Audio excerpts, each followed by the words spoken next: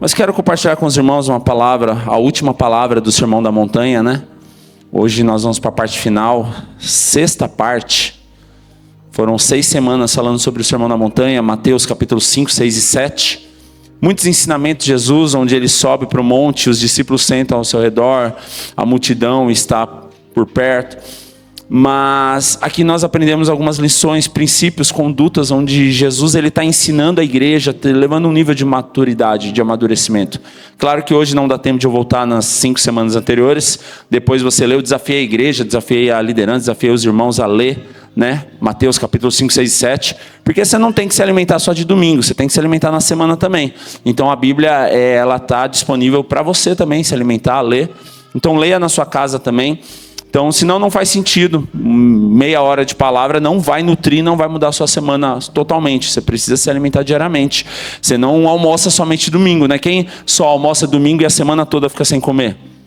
Então, da mesma forma que naturalmente a gente não faz isso, espiritualmente também não faz sentido. Então, a oração, a leitura da palavra, o jejum, devocional, ele é importante para as nossas vidas. Amém? É um alimento. Quero falar hoje sobre Mateus capítulo 7, nós vamos até o final, eu vou tentar ser bem breve e prático para a gente terminar hoje, até porque depois a gente vai entrar em outros temas. Primeira coisa que nós aprendemos aqui, o subtítulo, eu vou ler na versão NVT hoje, diz: não julguem os outros. E muitas vezes nós acostumamos com isso, né? Não julgue para não ser julgado, amém? Sim ou não? Então vamos ler o texto? Mateus capítulo 7, versículo 1 ao 5.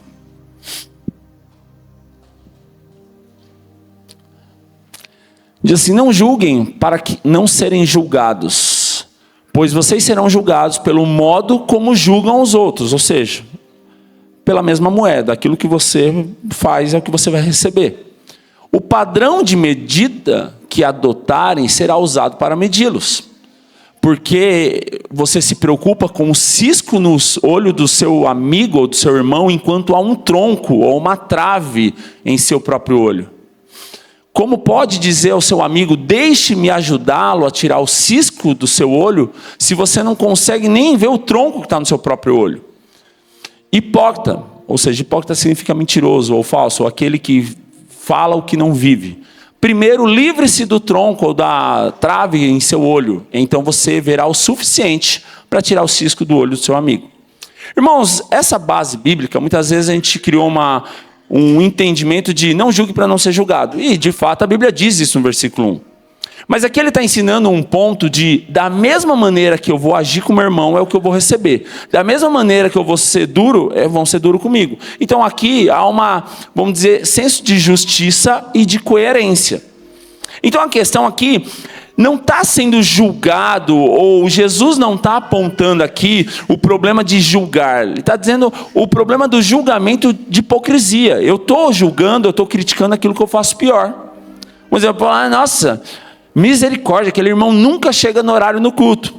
E eu também não chego. Tipo, entende? Muitas vezes a gente quer julgar ou quer apontar o dedo para aquilo que a gente faz igual ou faz pior. Então é sobre isso que Jesus está alertando, porque ele diz: na mesma medida que você julgar, você será julgado. Então não é que você não pode julgar. A Bíblia não está dizendo que você não pode julgar. Ele diz assim: se você não quer ser julgado, então não julgue. Porque é uma coerência. E qual é a realidade que nós estamos vivendo como igreja? Nós gostamos de falar dos outros, mas não gostamos que falam da gente.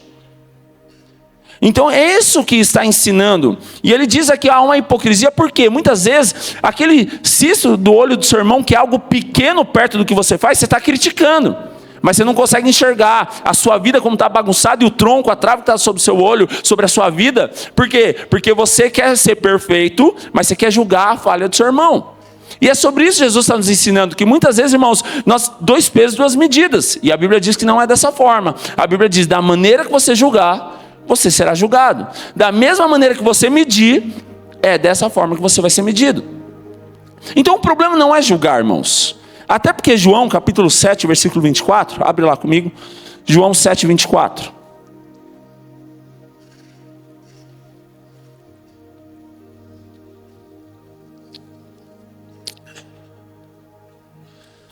A Bíblia ensina que nós não devemos julgar de acordo com as aparências, com aquilo que parece, com aquilo que eu penso, mas nós devemos julgar segundo a maneira justa, ou segundo a reta justiça na versão Almeida. A versão NVT diz maneira justa, a versão NVI diz julgamento justo. Então, Jesus não está condenando a questão de você ser coerente, justo, correto diante de situações. Porque julgar é normal, irmãos, diante de uma situação. Se você vê o irmão lá vivendo tudo mentira, pecando, traindo a mulher, diante ele chega para ministrar o louvor. O que é julgar? Você não vai ministrar o louvor. Ah, está me julgando? Não. Segundo a reta justiça. É claro, aquilo não é coerente com o que você quer fazer. Então entenda isso, Jesus não está dizendo que você não pode ser justo e você não pode agir com justiça ou não pode julgar. Ele está dizendo para a gente parar de ser hipócrita, parar de ser mentiroso e querer apontar o dedo e falar, nossa, aquele irmão faz isso e você faz pior. Ou você classifica, mensura pecados, né? O pecado do seu irmão que é exposto, você condena, você aponta o dedo, mas o seu pecado que é escondido, está tudo bem, porque ninguém sabe. Então é sobre essa hipocrisia que Jesus está ensinando que nós não devemos julgar dessa maneira, porque da mesma maneira que nós julgamos, nós devemos estar aceitando, porque nós seremos julgados, e está tudo bem. Então essa é a questão que aqui ele diz sobre o tipo de julgamento. Então Jesus não está condenando o julgamento, ele está condenando a hipocrisia do julgamento. Porque nós gostamos de olhar para o cisco do olho do meu irmão, mas nós gostamos de esconder a trave que está sobre o nosso olho. Por quê? Porque eu não posso mostrar o meu pecado, mas eu gosto de expor o pecado do meu irmão. E é sobre isso que Jesus está nos ensinando. E é por isso que hoje tem muito crente chato. Porque é crente que gosta de julgar os outros, mas não gosta de ser julgado. Então, diante disso, a Bíblia nos ensina que nós não devemos julgar segundo a aparência, o que parece. Ah, eu pensei. Nós devemos julgar segundo a reta justiça, coerência. Você não pode julgar porque, nossa, eu vi o Douglas entrando no trem e tinha uma mulher do lado dele. Já julga, ó, eu acho que está fazendo coisa errada, um exemplo. Isso é julgar segundo a aparência, parecia. O que nós devemos julgar é segundo a reta justiça, com coerência. E é isso que a Bíblia está nos ensinando, amém? Então o problema não é o julgamento coerente, justo. O problema é a hipocrisia. É a gente julgar ou criticar aquilo que o irmão faz de uma maneira diferente daquilo que a gente mesmo faz. Entende? Porque às vezes a gente julga porque a gente não concorda da maneira que o irmão faz. Mas a gente faz de uma maneira pior, ou até de um jeito pior, e a gente está tudo bem. Então diante disso, Jesus está nos ensinando uma lição aqui. E no versículo seguinte, o versículo 6, ele passa uma lição sobre isso. O versículo 6 diz assim, vamos lá, voltando, quando eu falo só o versículo é que a gente está no estudo de Mateus, então Mateus 7. Ele diz, não deem o que é santo aos cães e nem joguem pérolas aos porcos, pois os porcos pisotearão as pérolas e os cães se voltarão contra vocês e os atacarão. Nesse contexto, claro que o cão hoje para nós é um amigo, é um pet, é um cachorrinho de estimação. Mas nesse contexto bíblico, o cão é alguém que o trai, é um traidor. Tá? Por isso o diabo muitas vezes é lidado como cão, né? Aqui ele ensina uma lição, irmãos, que nós precisamos aprender. Muitas vezes a gente está perdendo tempo se justificando, se explicando, tentando mostrar algo para aquilo que não merece. Aqui a Bíblia está nos ensinando sobre a gente não perder tempo ou a gente não ficar gastando tempo para ficar explicando verdades espirituais para quem não está disposto a aprender. É uma coisa que eu pus para a minha vida, eu falo isso muito para a Gisele, não fala na vida de quem a gente está na cara que não quer ouvir. Eu não falo na vida de quem não quer ouvir. Eu não vou perder meu tempo ensinando quem não quer aprender. E é sobre isso que a Bíblia está ensinando. Para de desgastar ou perder tempo com quem não está interessado. Quando ele diz sobre não dar pérolas aos porcos, porque o porco não está interessado em coisa preciosa, está interessado no quê? Em lama, está interessado no quê? Em um monte de mistura de comida lá. Então a pérola não tem valor. E é sobre isso que está dizendo, e cuidado também você ficar dando alimento para aquele que vai se voltar contra você. É sobre isso que a Bíblia está dizendo, sobre discernir para quem nós estamos ensinando ou investindo tempo, não é nem perdendo tempo, não é perdendo tempo é para quem não quer mesmo, mas para quem nós estamos investindo tempo. E diante disso, ele traz um contexto sobre o julgamento, porque é no julgamento, é na contrariedade, é no momento de desgaste que nós começamos a avaliar algumas coisas. E Jesus está apertando aqui, ele está mostrando algo. E diante de tudo isso, aí vamos pular para o versículo 12. Olha que interessante que diz o versículo 12. Na minha Bíblia, o subtítulo diz assim, a regra de ouro. Isso aqui é uma lição para a vida. Não sei como está no contexto da sua Bíblia. A NVT diz a regra de ouro. O versículo 12 diz assim, Em todas as coisas, façam aos outros o que vocês desejam que eles lhe façam. Essa é a essência de tudo que ensinam a lei e os profetas. Agora vamos lá, irmãos. Quando a gente entende isso, alguém gosta de ser julgado aqui de maneira injusta? Alguém gosta que fala mal de você? Alguém gosta que faz algo ruim para você? Sim ou não? E por que às vezes a gente faz para os outros? Está vendo como uma maneira injusta, 2 pesos e 2 medidas? A regra de ouro que a Bíblia diz aqui, pode deixar o versículo, diz o quê? Não façam para as pessoas aquilo que você não gostaria que fizesse para você. Muitas vezes você é muito chato e crítico, mas você não quer que te critica. Então para de ser injusto e incoerente, porque muitas vezes você quer agir com uma medida, mas para você tem que ser uma maneira diferente. Você lidera. Não, comigo é assim, não fez, está fora. Mas daí, com os outros está tudo bem. Com você, aliás, está tudo bem. Não, eu posso errar. Entende? É sobre isso que está dizendo. Para de cobrar aquilo que você não vive. Muitas vezes a gente quer cobrar ou a gente espera algo daquilo que a gente não está disposto. E a Bíblia está ensinando a regra de ouro aqui. Para de fazer para os outros aquilo que você não gostaria que fizesse para você. Irmão, se a gente aplicar isso para a vida, acaba a palavra aqui agora, não precisa falar mais nada. Por que casamento termina? Porque eu faço o que eu não gostaria que fizesse para mim. Por que amizades, relacionamentos, ministério termina? Porque nós fazemos aquilo que nós não queríamos que fizesse para nós. Por que você fica chateado? Porque alguém fez para você aquilo que você não gostaria. Mas quantas vezes nós fazemos para os outros aquilo que nós não gostamos? Dá para entender isso? A seriedade que Cristo está nos ensinando sobre a coerência do julgamento, a coerência das atitudes, sobre o que eu estou fazendo. É o que eu gostaria de receber? Porque muitas vezes eu fico chateado com o meu irmão porque ele não me deu um abraço. Mas você dá um abraço em alguém? Não, eu fiquei chateado porque ele não falou comigo. Mas você fala com a pessoa. Então é sobre isso, está dizendo sobre a coerência, sobre viver de uma forma plena, coerente, justa, aquilo que nós queremos. E Jesus está trazendo ordem em tudo isso, amém? Amém? Agora vamos voltar para o versículo 7. O versículo 7 ao 11... ele vai nos ensinar um pouquinho sobre oração. Nós falamos semana passada, se eu não me engano, sobre a oração do Pai Nosso. Acho que foi semana passada. E é interessante que a oração do Pai Nosso nos ensina alguns princípios que precisam conter na nossa oração. Lembra? Adoração, o reconhecimento da grandeza de Deus, que Deus é Pai, que a vontade dele seja feita, não a nossa. E nesse texto é interessante, porque nós vemos aqui que Jesus coloca nós como filhos e Deus como pai. Se os pais, sendo maus, dão coisas boas para os filhos, imagine nosso Deus. Vamos ler? Versículo 7 ao 11, diz assim: peçam e receberão, procurem e encontrarão, batam e a porta lhes será aberta. Pois todos que pedem, recebem, e todos que procuram, encontram. Por isso lá em Crônica, né, diz, buscai-me e me achareis quando buscardes de todo o vosso coração também, né? Encontram. E para todos que batem, a porta é aberta. Respondam, se o filho lhe pedir pão, você lhe dará uma pedra? Ou se pedir um peixe, você lhe dará uma cobra? Portanto, se vocês que são maus sabem dar bons presentes aos seus filhos, quanto mais o seu Pai que ele está nos céus dará presentes aos que lhe pedirem.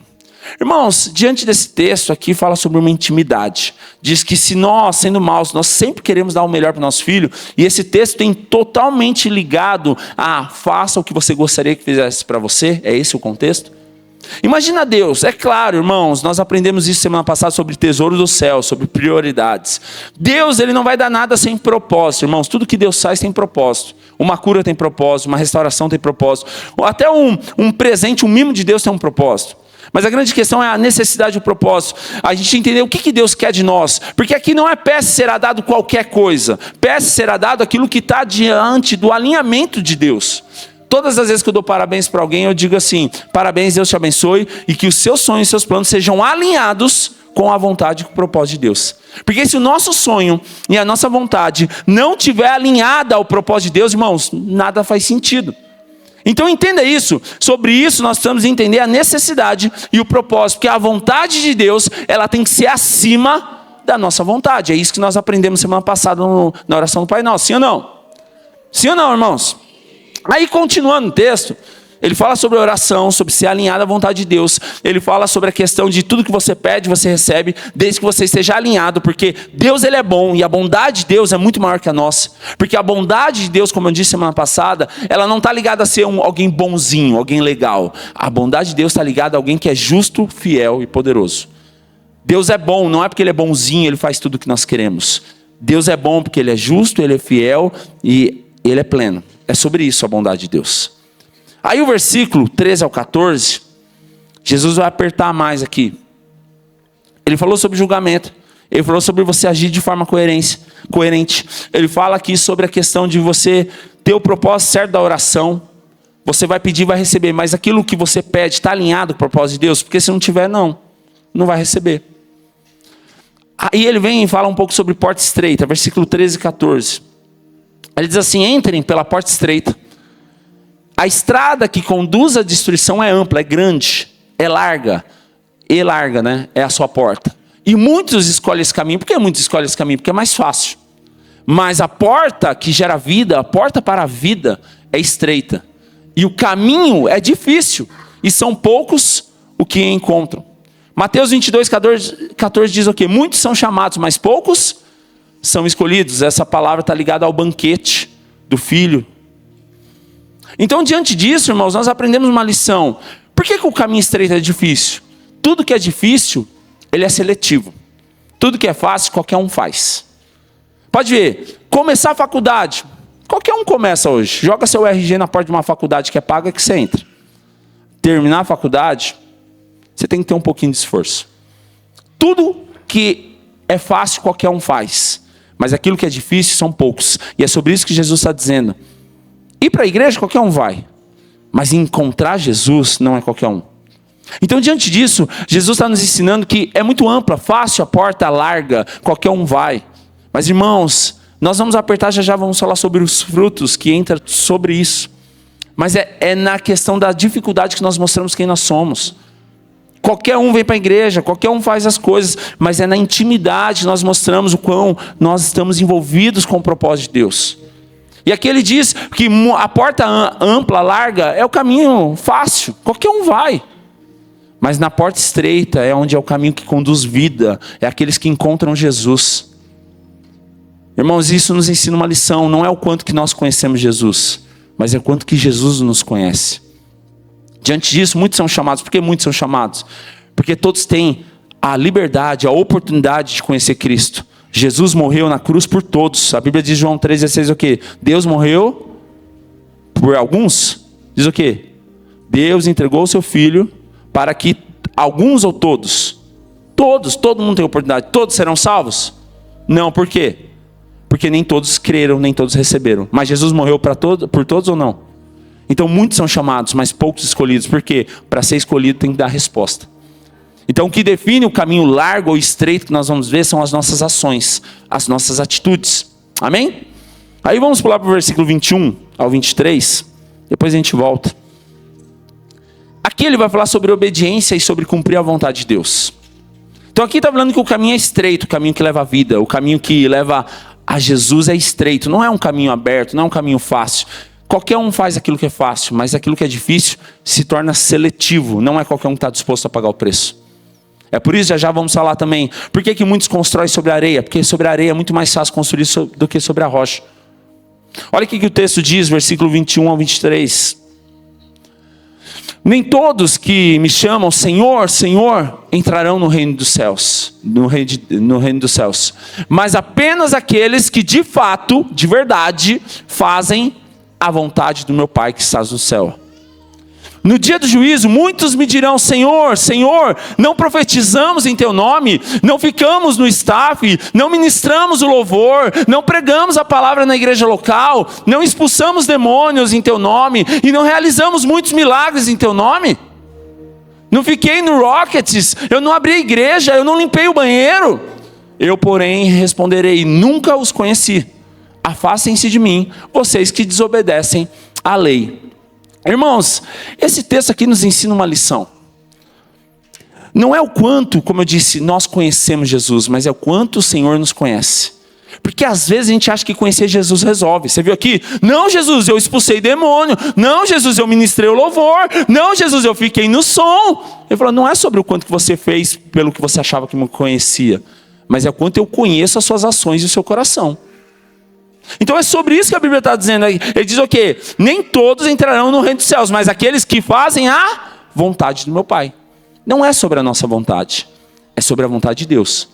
Então Jesus está nos ensinando que às vezes a gente acha que a gente criou um contexto da igreja evangélica daquilo que a gente aprendeu nas ações, nas boas ações, naquilo de eu ser um bom voluntário, eu sou bonzinho, eu ajudei uma família, eu fui generoso, eu dei meu dízimo, eu ajudei uma ação social, e a gente acha que isso leva à salvação. A gente está criando uma realidade evangélica daquilo que vivia lá atrás, que vem uma reforma para mudar isso. E diante de tudo isso, nós aprendemos que não é o quanto nós conhecemos Jesus, mas é quanto Ele nos conhece. Porque Ele diz, eu naquele dia direi, eu não vos conheço. Então, irmão, será que nós estamos fazendo tanta coisa para Deus, e na verdade é só algo que está enchendo nosso ego, só algo que está fazendo bem para nós mesmos, porque não está tocando o coração de Deus? Então não é o quanto nós conhecemos a Jesus, mas é o quanto Ele nos conhece. É por isso que Ele diz, muitos dirão, eu fiz isso, mas não lembro. Foi para mim? Ou foi para você? Ou porque você se sentiu bem? Porque você se sentiu útil? Porque você se sentiu importante? Então é sobre isso que Jesus está nos ensinando, irmãos, sobre a questão de ser um verdadeiro discípulo, em cumprir a vontade de Deus, em fazer aquilo que traz obediência. Porque diz que aquele que cumpre a vontade de Deus, quem cumpre a vontade de Deus é quem é obediente, irmãos. Obediência é, ainda que eu não concorde, Deus mandou, eu faço. Isso é obediência. Aí, a gente volta lá para o versículo 15. Ele vai falar sobre árvores e seus frutos. Do 15 ao 20, ele diz assim: tomem cuidado com os falsos profetas que vêm disfarçados de ovelhas, mas que na verdade são lobos esfomeados. Vocês os identificarão por seus frutos. É possível colher uvas de espinheiros ou figos de ervas daninhas? Sim ou não? Sim ou não? Da mesma forma, a árvore boa produz frutos bons, e a árvore ruim produz frutos ruins. A árvore boa não pode produzir frutos ruins, e a árvore ruim não pode produzir frutos bons. Toda árvore que não produz bons frutos é cortada e lançada no fogo. Portanto, é possível identificar a pessoa por seus frutos. Irmãos, isso aqui entra no ponto da julgar segundo a reta justiça. O próprio fruto da pessoa mostra quem ela é.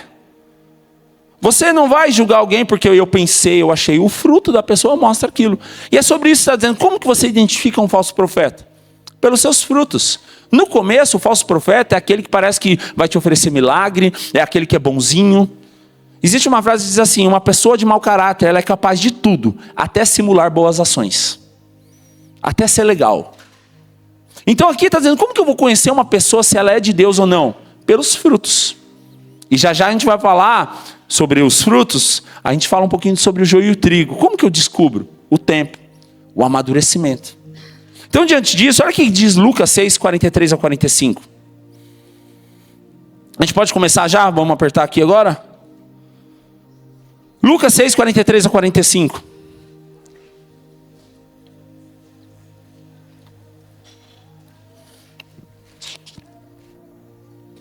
Diz assim, uma árvore boa não produz frutos ruins, e uma árvore ruim não produz bons frutos. A referência de Mateus. Uma árvore é identificada por seus frutos. Ninguém colhe figos de espinheiro e nem uvas de arbustos espinhosos. A pessoa boa tira coisas boas do tesouro, de um coração bom. Lembra que a gente falou sobre o tesouro semana passada? Onde estiver o seu tesouro, está o seu coração. Ele diz o quê? A pessoa boa tira coisas boas do tesouro de um bom coração, de um coração bom. E a pessoa má tira coisas más do tesouro de um coração mau. Pois a boca fala o que o coração está cheio. Aí os discípulos, né, Jesus nos ensina, né, através dos evangelhos, Que ele diz que o que nos contamina, quando ele está lá mostrando, né, ou falando, ou exortando os fariseus, ele diz, o que nos contamina, porque os discípulos estavam sendo criticados por não lavar a mão para comer. Não que você deva fazer isso, lave a mão, né, higiene, ótimo. Mas ele estava sendo criticado, os discípulos estavam sendo criticados por não lavar a mão para comer. E Jesus, ele entra no contexto e diz assim, o que contamina? É aquilo que entra pela boca e vai para o estômago, intestino e depois você vai tirar? Ou aquilo que sai da boca? Ele falou aquilo que sai da boca, porque procede do coração. Por isso ele diz que a boca fala que o coração está cheio. Porque de verdade, irmãos, pelo fruto nós somos conhecidos. Porque de uma maneira mais tarde ou mais cedo, você vai mostrar quem você é de verdade. Quando você está nervoso, você fala o que você pensa de verdade. Quando você está se sentindo injustiçado, você fala o que você pensa de verdade. É por isso a boca fala que o coração está cheio.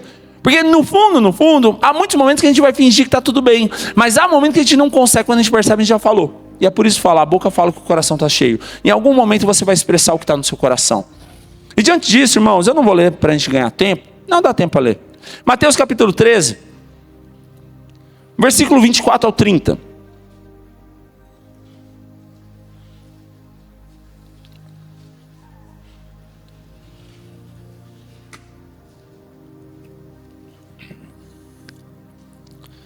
Lembra que nós estamos falando sobre os bons frutos, sobre identificar uma pessoa pelos bons frutos, tá?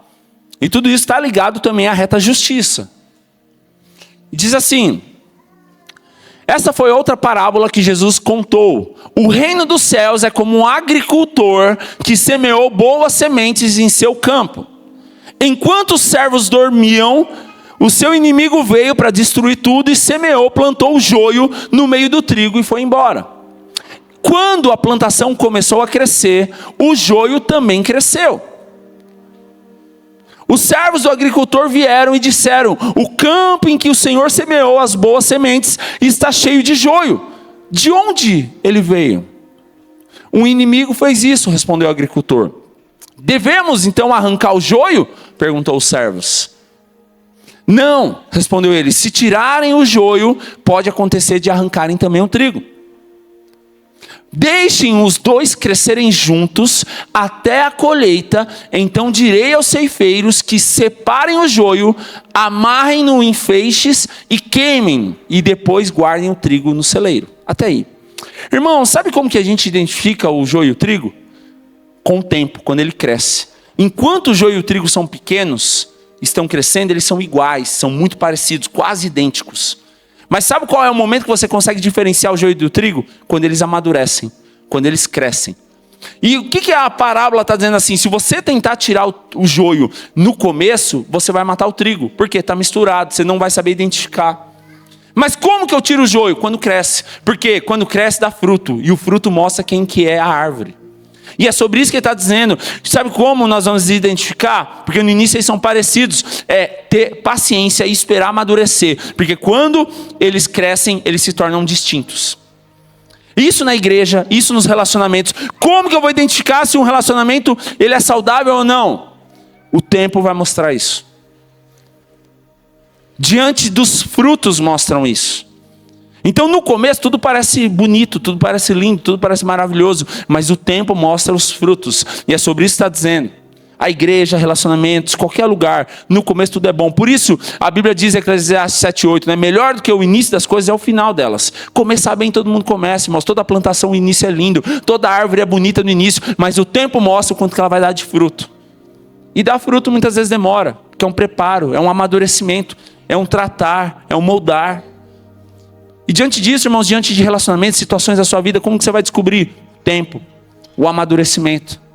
É sobre isso que está dizendo, se eu tirar agora eu mato a igreja, se eu tirar agora eu mato relacionamentos, mas o tempo mostra tudo isso. Como que eu identifico? E aqui ele usa para você identificar quem são os falsos profetas, o tempo. Um fruto não dá do dia para a noite, vai levar um tempo, muitas vezes leva tempo. Uma árvore para se tornar adulta e dar fruto, às vezes leva anos. E da mesma forma, Jesus está nos ensinando que para você conhecer algo é o tempo. É por isso aí entra na reta justiça. Eu não posso julgar por aparência. Eu não posso, eu achei, eu pensei, parecia. Não, não é sobre isso. Os frutos determinam a reta justiça. Os frutos mostram por si só quem cada um é. E é sobre isso que a Bíblia está nos ensinando.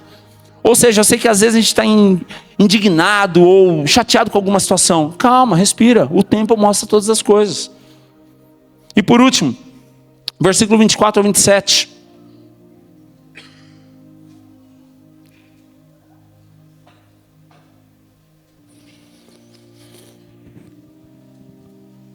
Ele diz assim: quem ouve minhas palavras e as pratica é tão sábio como a pessoa que constrói sua casa sobre uma rocha firme. Quando vierem as chuvas, as inundações, as tempestades, os ventos castigarem a casa, ela não cairá, pois foi construída sobre a rocha firme. Mas quem ouve meu ensino, a minha palavra, e não a pratica, é tão tolo como a pessoa que constrói sua casa sobre a areia. Quando vierem as chuvas e as inundações e os ventos castigarem a casa, ela cairá e grande será o estrago, grande será o estrondo. Irmãos, aqui ele conta uma parábola onde ele faz uma comparação. O sábio é aquele que ouve a palavra do Senhor e pratica. O tolo é aquele que ouve a palavra e não coloca em prática. O sábio é aquele que ouve a palavra, pratica e constrói sobre a rocha.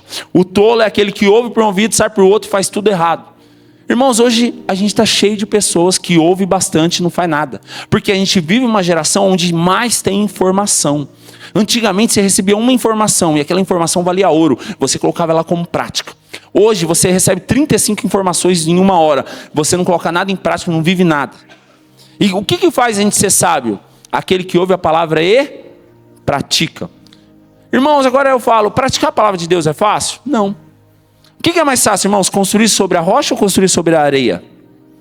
Construir sobre a rocha, você vai ter que ter investimento. Construir sobre a rocha, você vai ter que ter a ferramenta certa.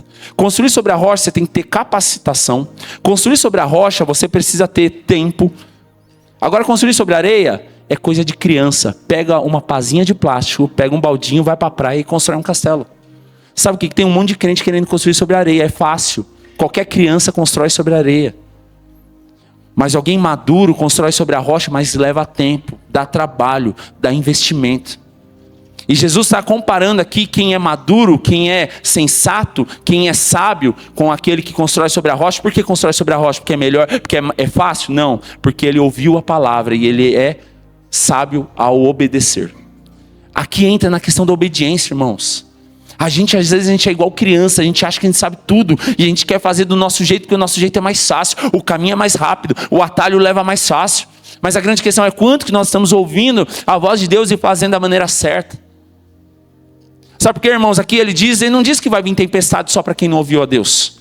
Ele diz que ambos vieram tempestades, chuvas, problemas, situações difíceis. Mas qual a diferença? Aquele que está sobre a rocha não foi abalado. Aquele que é tolo e fez de qualquer jeito, destruiu tudo. Entenda isso, irmão. Não é porque você vem para a igreja que não vai ter tempestade na sua vida. A Bíblia não diz que não vai vir tempestade sobre a sua vida. Ele diz que ambos tiveram as mesmas dificuldades. Ambos tiveram os mesmos problemas. Mas aqueles que ouviram a Deus, que foram sábios, obedientes e construíram sobre a rocha, não foram abalados. Irmãos, às vezes a gente tem um pensamento errado, achar que só porque eu vou na igreja eu não vou ter problema. Irmãos, nós vivemos nesse mundo, o mundo jaz do maligno. Óbvio que problemas virão sobre as nossas vidas. A questão não é que nós, por ser crente, não teremos problema. A questão é que nós, por conhecermos a Jesus, mesmo diante de problemas, nós não seremos abalados. Olha o que a Bíblia diz, e a banda já pode subir.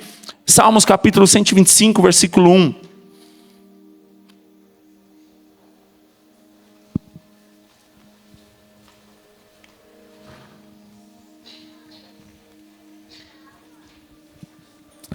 A Bíblia diz que os que confiam no Senhor são como o monte de Sião, que não se abalam, não serão abalados, mas permanecem para sempre. O Senhor faz uma comparação aqui. Ele diz que aqueles que ouvem o Senhor, aqueles que obedecem ao Senhor, eles não são abalados, mesmo diante de tempestades. Os que confiam no Senhor são como o monte de Sião, que não se abalam, mas permanecem para sempre. Irmãos, aqui não está dizendo que não virão tempestades. Aqui não está dizendo que você não vai ter dificuldade. Aqui não está dizendo que você não vai ter injustiça. Mas está dizendo que mesmo diante de tudo isso, aqueles que confiam no Senhor, eles vão permanecer firmes, não serão abalados, não serão destruídos, não vão desistir, porque construíram sobre a rocha. Isso é uma decisão, irmãos. Como eu disse, construir sobre a rocha não é fácil. Mas construir sobre a rocha é uma decisão sábia. Por isso eu quero te convidar nesse momento, você fechar seus olhos. Colocar sua vida diante do Senhor.